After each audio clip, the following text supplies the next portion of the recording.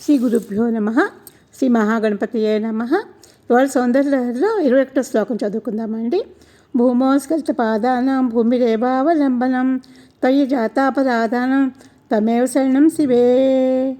తటిల్లేఖ తన్వీం తపనసి వైశ్వానరమయీం నిషణ్ణాషణ్ణామప్యుపరి కమలానాం తవ కలాం మహాపద్మాటవ్యాం మృతతమలమాయేన మనసా మహాంతః పశ్యంతో దదతి పరమాహ్లాదలహరీం.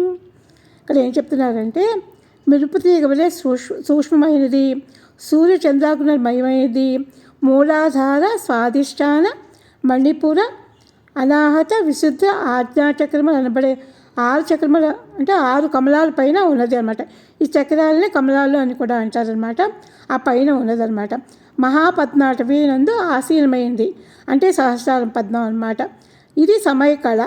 అట్టి కళను మాయావికారములు తొలగిన నిర్మలమైన మనస్సును కలిగిన మహాత్ములు మాత్రమే దర్శించుచు పరమానంద లహరిని అనుభవించుతున్నారు అని చెప్తున్నారండి.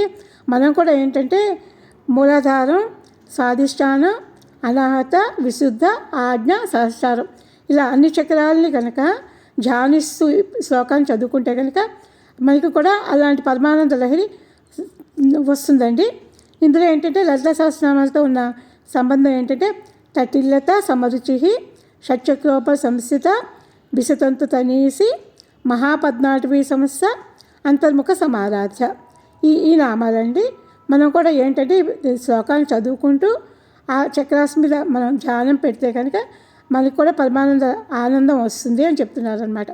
తటిల్లేఖ తన్వీం తపనసి వైశ్వానరమయీం నిషణ్ణాషణ్ణామప్యుపరి కమలానాం తవ కలాం మహాపద్మాటవ్యాం మృదుతమలమాయేన మనసా మహాంతః పశ్యంతో దదతి పరమాహ్లాదలహరీం.